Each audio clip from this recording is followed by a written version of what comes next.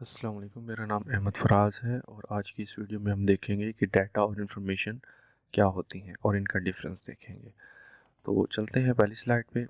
यहाँ पे डाटा के बारे में कह रहा है a collection of raw facts and figure is called data. ठीक है, यानी कि रॉ फैक्ट्स और फिगर्स मिलके हम डाटा बनाते हैं। ठीक है, कोई भी रॉ वर्ड्स जो हैं वो हो सकते हैं। The raw words means the fact that have been processed to get the exact meaning।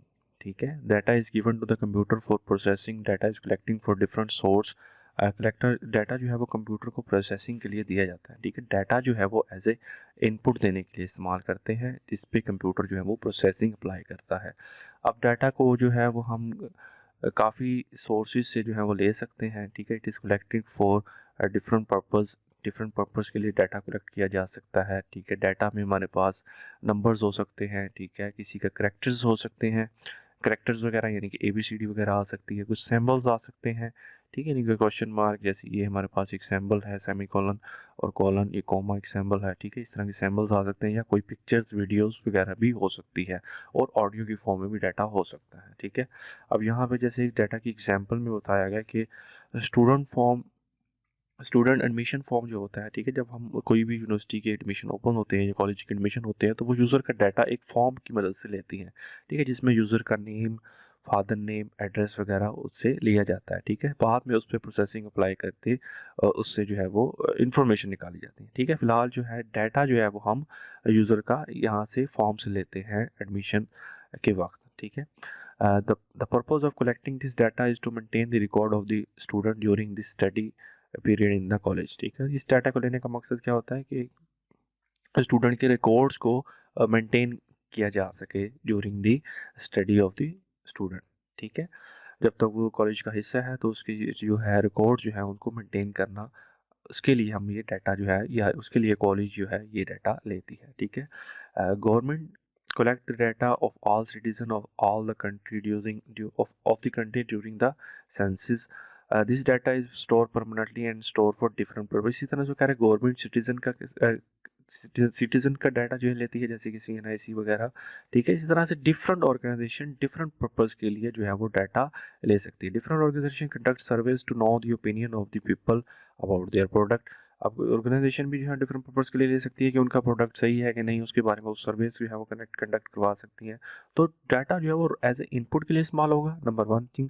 और ये जो है वो रॉ फैक्ट्स एंड फिगर्स होंगे। ठीक है, और किस फॉर्म में हो सकता है, नंबर, करेक्टर, सिंबल्स की फॉर्म में हो सकता है। ठीक है, अब चलते हैं इन्फॉर्मेशन पे।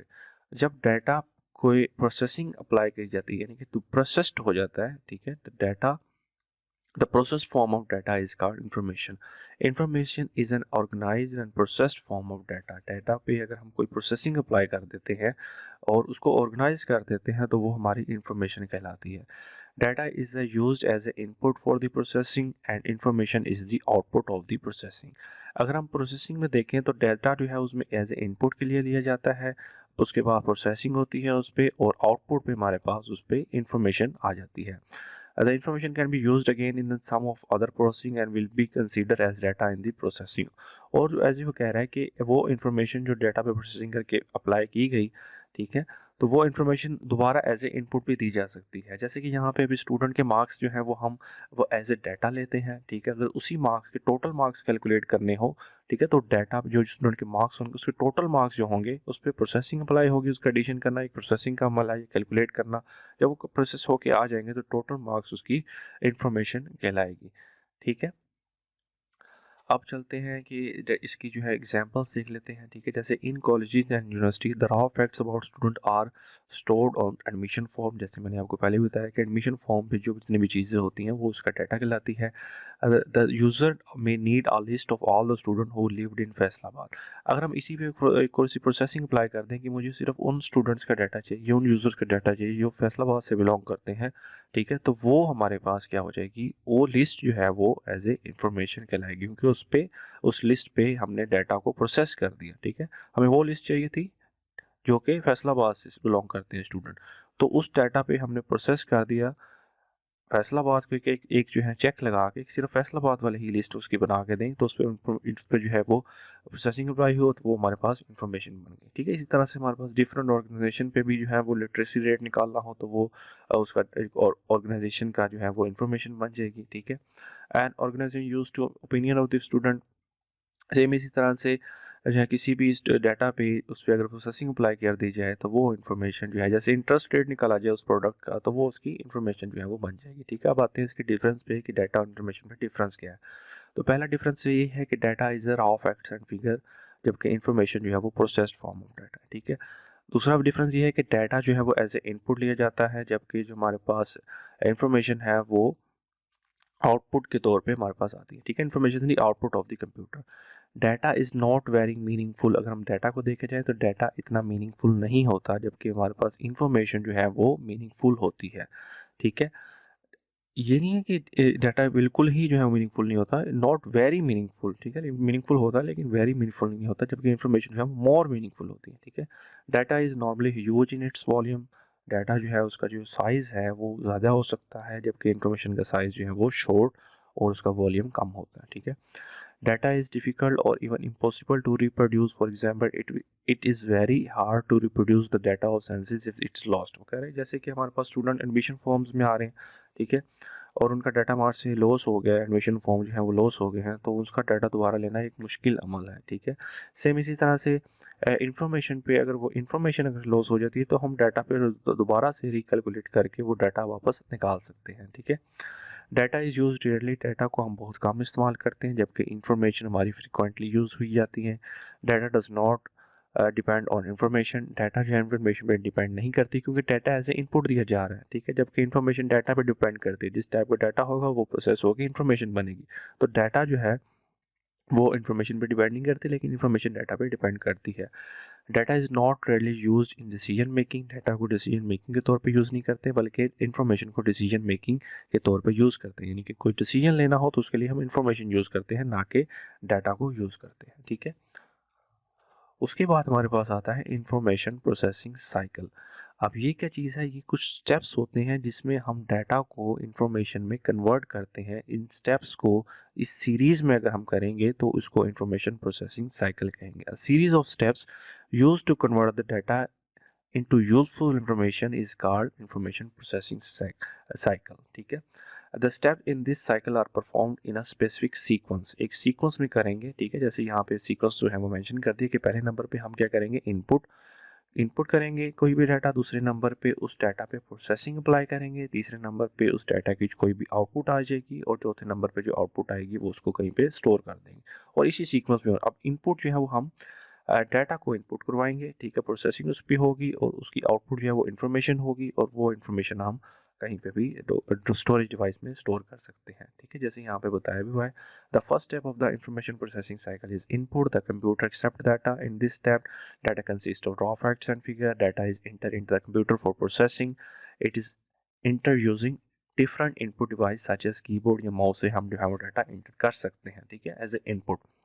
दूसरा है जो डाटा हमने इनपुट किया उस पर प्रोसेसिंग अप्लाई कर दी जाए, उसको प्रोसेस किया जाए, उसको एग्जीक्यूट किया जाए। ठीक है, यानी कि जो डाटा हमने दे दिया उसको कन्वर्ट किया जाए इन्फॉर्मेशन में, जो कन्वर्टिंग का अमल है वो प्रोसेसिंग कहलाएगी। ठीक है, the first second step of the information processing cycle is processing, it convert data info information, information is an organized and processed form of data। the central processing unit यानी कि CPU जो है वो काम ये सीपीयू का काम है कि वो डाटा को प्रोसेस करे इनटू इंफॉर्मेशन, डाटा को इंफॉर्मेशन में कन्वर्ट करना, तो वो किसका काम है, सीपीयू का, सेंट्रल प्रोसेसिंग यूनिट का काम है। Random assess memory temporary stored program and data required by the CPU, CPU को जो चीज़ें चाहिए होती हैं उस पर अगर वो टेम्पररी कोई चीज़ें चाहिए तो उनको स्टोर करने के लिए वो बहुत दफ़ा रैम का सहारा जो है वो ले लेता है। ठीक है, उसको रैम में स्टोर कर लेता है डाटा को। ठीक है, जिसपे करंटली काम हो रहा होता है वो रैम का हो रहा होता है, लेकिन जो हमारे पास मेन जो है प्रोसेसिंग का जो कंपोनेंट है वो सीपीयू ही है। ठीक है, तीसरे नंबर में हमारे पास आते हैं output.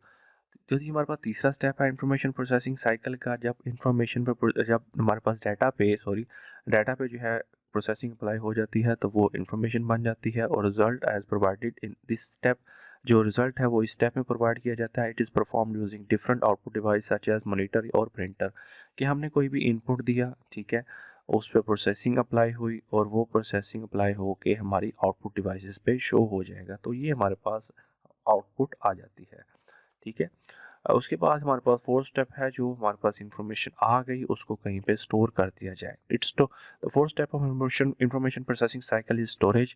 It store data information and program used by the computer system, ठीक है। It is perform different using different storage device like hard disk, optical disk या यूएसबी, फ्लैश मेमोरी, ठीक है। तो ये जो है इस पे वो क्या कह रहा है कि चौथा स्टेप जो है जिसमें वो कह रहा है कि जब हमारे पास डाटा आ जाता है उसको कहीं पे स्टोर करना हो तो स्टोर जो है स्टोरेज डिवाइसेस में होता है, जैसे कि हार्ड डिस्क वगैरह में स्टोर कर लें या सीडीज़ वगैरह में स्टोर कर लें या फिर यूएसबी वगैरह में भी स्टोर कर सकते हैं, ठीक है।